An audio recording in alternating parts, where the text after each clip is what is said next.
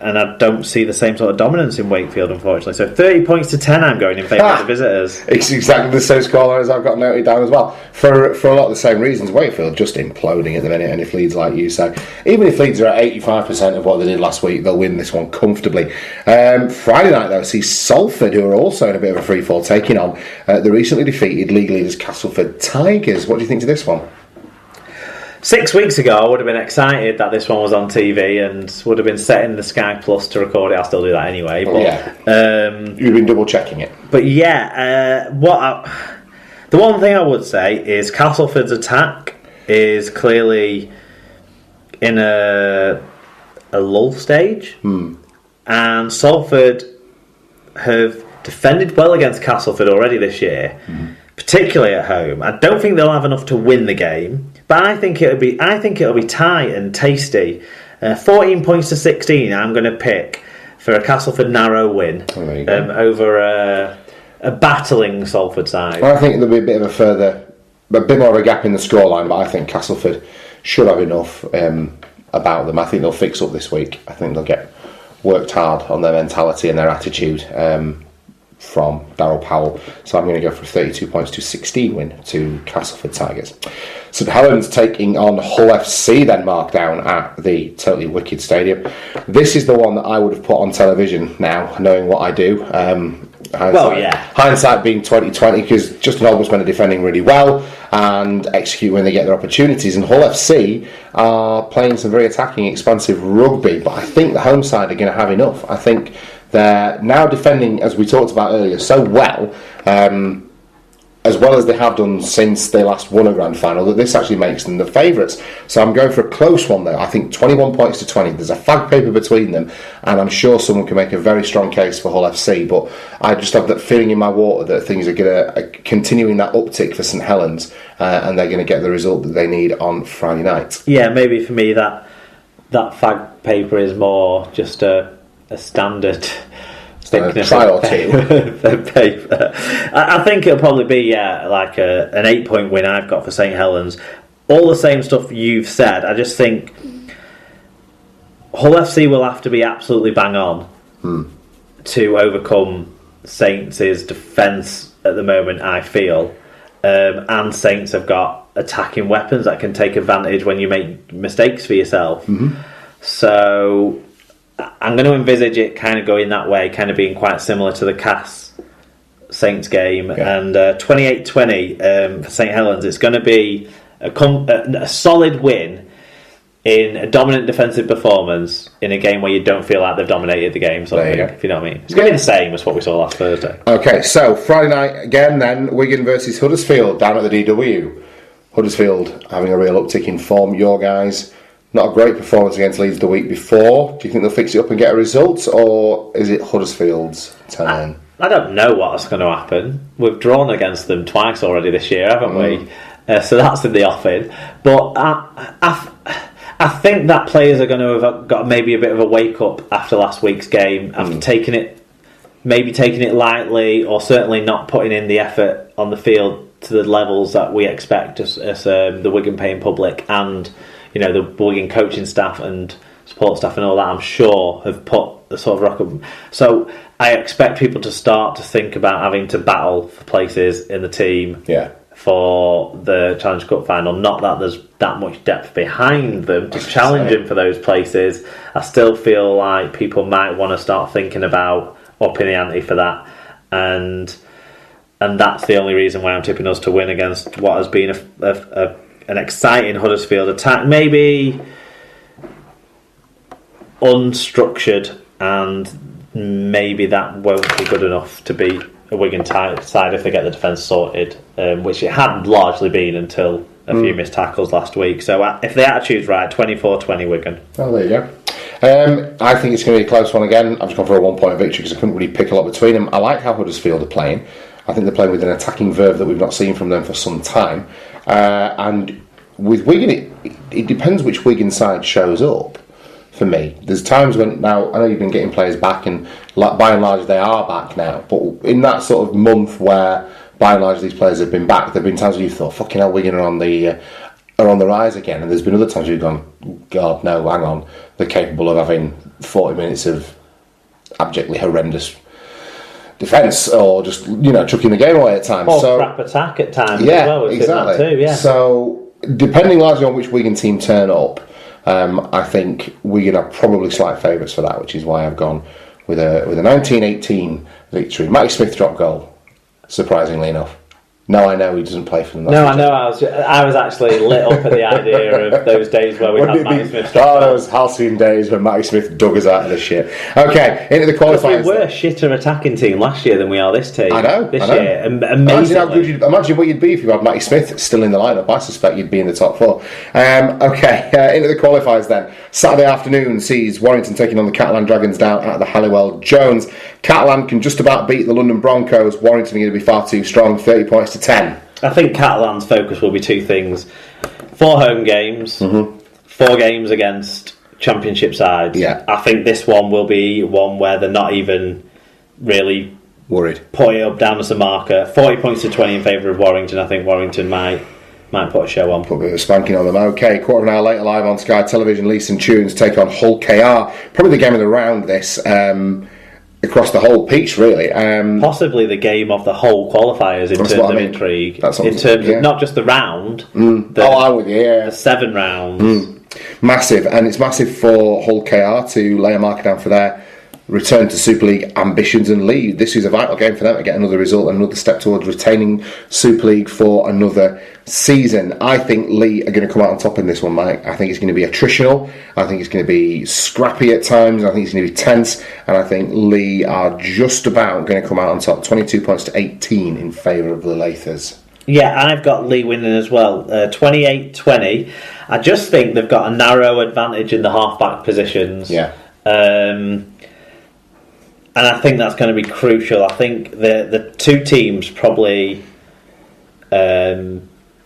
counteract each other well in almost all other positions, but I think in the pivot positions, Lee just have a slight advantage, and that's why I'm giving him the win. That and the fact that they've played and failed to succeed, but played at Super League intensity regularly, whereas this is the first full-time side that Hull KR will have come up against in Salford in the Cup when they ran out of steam, if you remember later. Yeah, that could be an issue again for them.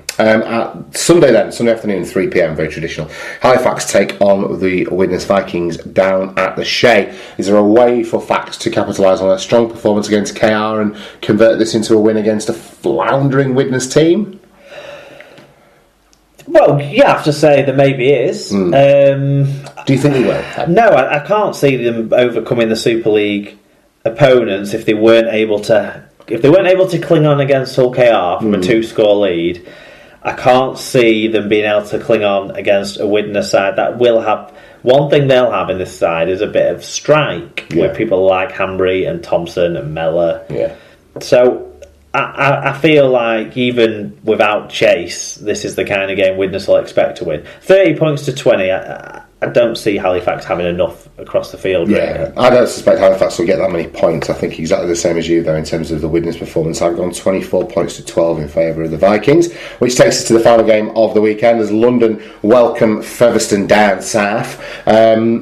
Look, Featherstone plucky in their performance against Lee, but London will now be looking to press the advantage on the back of a strong performance in the south of France, lay a marker down, score some points and get their qualifiers campaign up and running. I think 30 points to 16 is a reasonable estimate for the Broncos. I've gone very similar, 36-18. Like you say, London come away buoyed with confidence despite losing last week, whereas Featherstone are still trying to figure out how to play under a new coach, and I don't think the new coach was necessarily brought in to get them through the qualifiers into the £1 million game. No, probably not.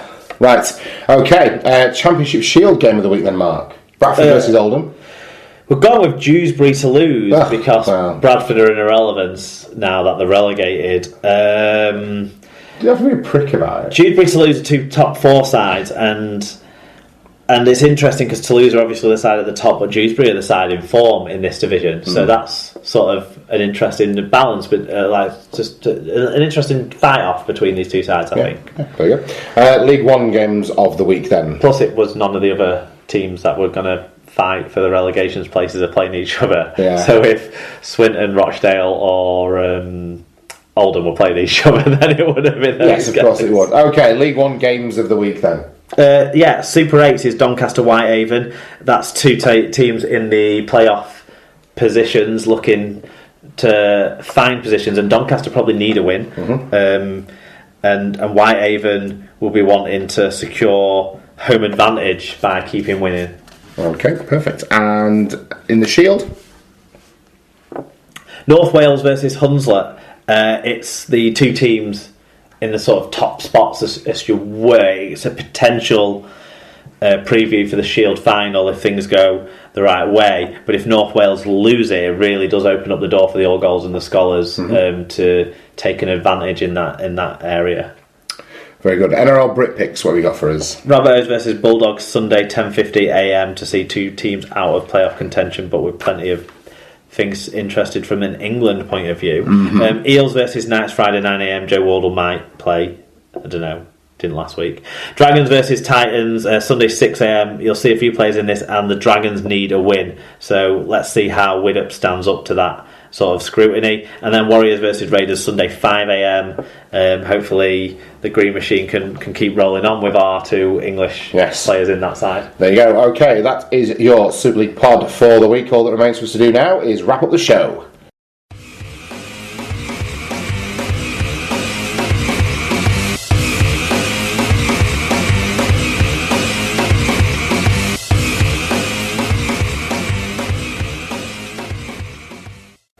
Okay, we're coming to the end of episode 154 of the Super League pod, and we've got trivia, Mark, but you've not really given a lot away pre-recording about how this is going to go, apart from the fact that you're not totally sure of the format this part of the quiz is going to take. Yeah, well, as it was Yorkshire Day last week in between shows, Tom, I've gone with a celebrated moment for Yorkshire Rugby League. The last Rose's Origin match that we saw. My God. So I'm wanting you to name the team for Yorkshire's 56-6 Roses win at Odsall over Lancashire on the 2nd of July 2003, including the coach. So there's 18 names for you to name, right? And this is going to go very badly. Can I go get the Wikipedia stuff? I was sort of thinking we'd do it like a hangman, so you get as many guesses as you get in Hangman to hang the man, or I could just give you the very brief clues I've got and see if you can get them. So I've got the club they were playing for at the time, the age of the player, and then their initials. This is going to go and horrific. I think we'll forget the hangman idea and score you 2 points, because one of the people you're never going to get, because I hadn't even heard of him. Score you 2 points if you get it from just the position. From the team and the age, and 1 point if you get it after I give you the initials. How's that sound? Sounds good. Or try and Google it. I mean, no, I'm looking at something else. You're just putting Yorkshire. Just putting Yorkshire into the into Google. I'll have that, sir. Have you seen now that there's pub quizzes do smartphone quizzes? Yeah. So you have to get the app. But it gives you a limited amount of time, and I always find the best part of the pub quiz part was the chatting. Yeah. And rather than the time pressure of making your answer. Yeah. I'd rather that we could be trusted to not be knobheads and cheat, but unfortunately I don't think that's how the world works now. Everyone wants to be a knobhead. Right, so we're going to start, Tom, with the coach. Right. Okay. This is just all I'm struggling here. So in 2003, he was the Castleford coach, and he was 41 years of age. I'll give you an extra bit of a clue, because I think this is a tough one for you to get. Fat Boy Rob, if you've not got it already, then you disappoint me. And Fev Tiger the same. Castleford coach who was 41, and he is also like quite a legendary Castleford player in his playing days as well. So I think he was probably named in their like all-time team. In fact, he's in their Hall of Fame or Ring of Honour or whatever they call it down at Cass, down Lane. Right. So any guesses? Well, the only name that springs to mind John Joyner, but no, it's not. It's not your friend from the gay bar scene. Well, we'd never said that was why I met him, but okay.